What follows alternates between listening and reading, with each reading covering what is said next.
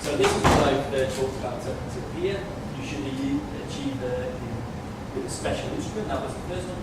And then it's best to have a few goals. But economists are like, well, they don't necessarily agree. So they say sometimes it is more efficient to protect the environment by distorting competition. They talk about things like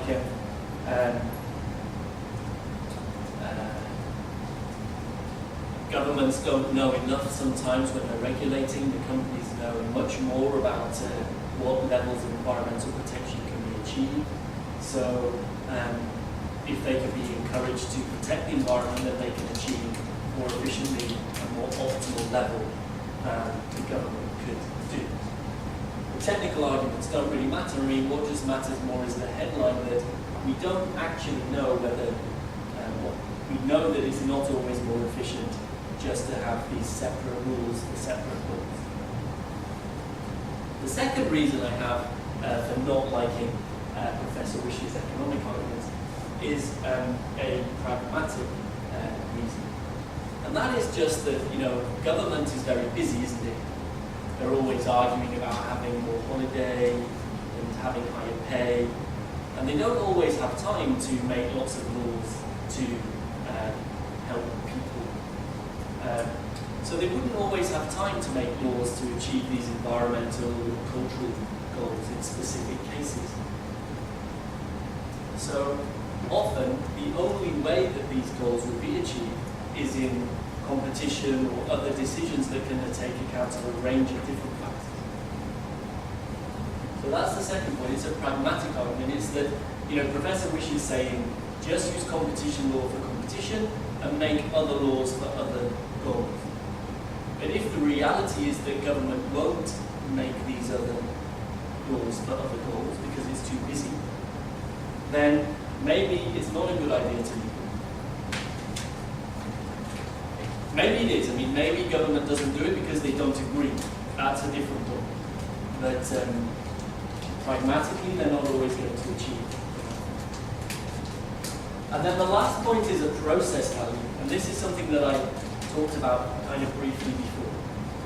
Consumer welfare, we can divide sort of what law's trying to do into two main things. So we can talk about consequentialist values, so the outcomes of laws, we can focus on that.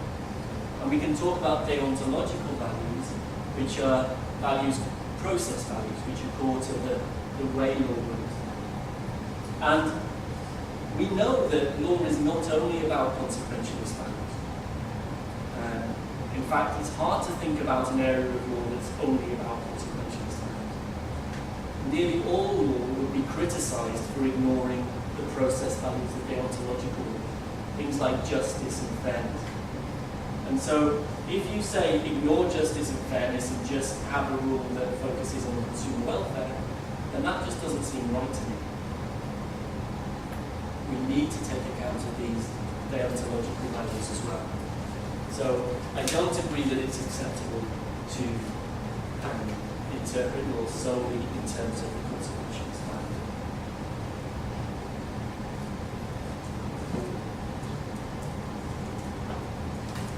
Does that make sense?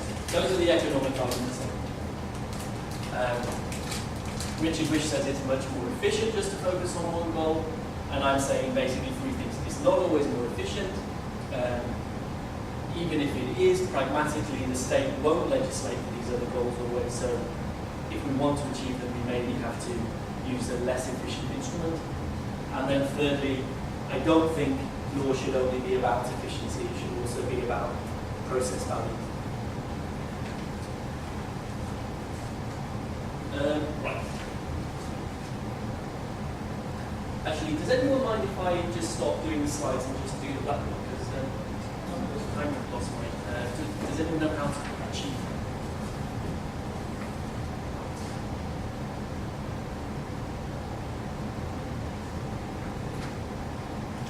Thank you very much.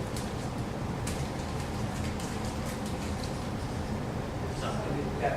It's amazing. You just like this going down.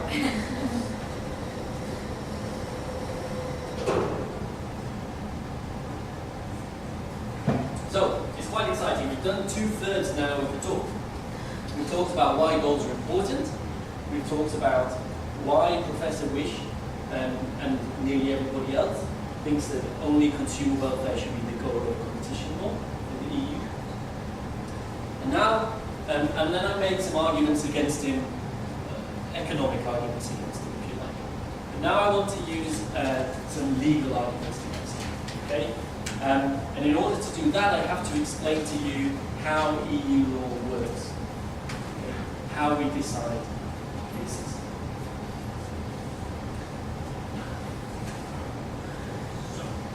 And there's basically three ways that the court decides cases.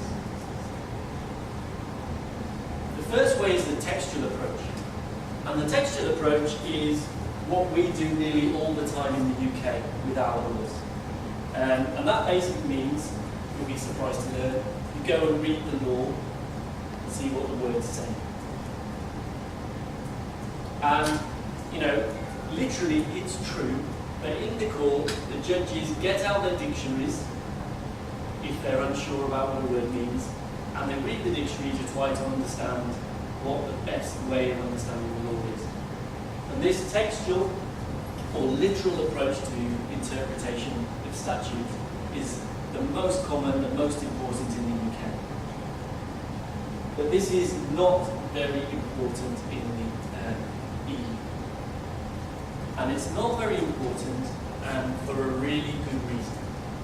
And that is that in the EU we've got, I keep forgetting the number, 23, I'm going to say, I'm not sure if that's true, 23 different languages. So the treaty is written in French and English and German and Croatian, Hungarian, okay? All these different languages. And all of the versions are original versions, and all of them have the same authority. So this is a big problem, of course, because you can't translate perfectly, can you? You can't translate perfectly into all these different languages and have no differences. So what you find when you compare the texts is that there are differences in the legal provisions. And as you know with your international law, the Vienna Convention doesn't put a lot of weight on textual approach to international treaties. And in large part it's because of this, it's because of the different languages that are relevant. So, in Europe we use two other methods. You know, we do use the textual approach a bit, but it's not the main. Then we have the systemic approach. And the systemic approach means, you know, our competition rules are in the EU treaty. They're part of this system. And there's lots of other things in the EU treaty. There's environmental rules, there's cultural rules.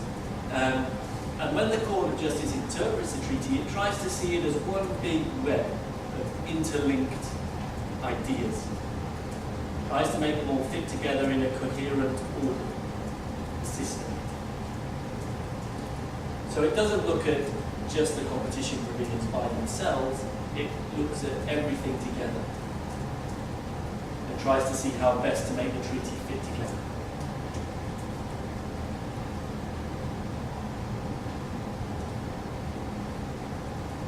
And then this is the third way that we interpret the treaty.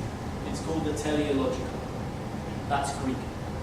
So I'm quite excited because it means now I've basically spoken 3 languages already today in the presentation. Latin, English, and Greek.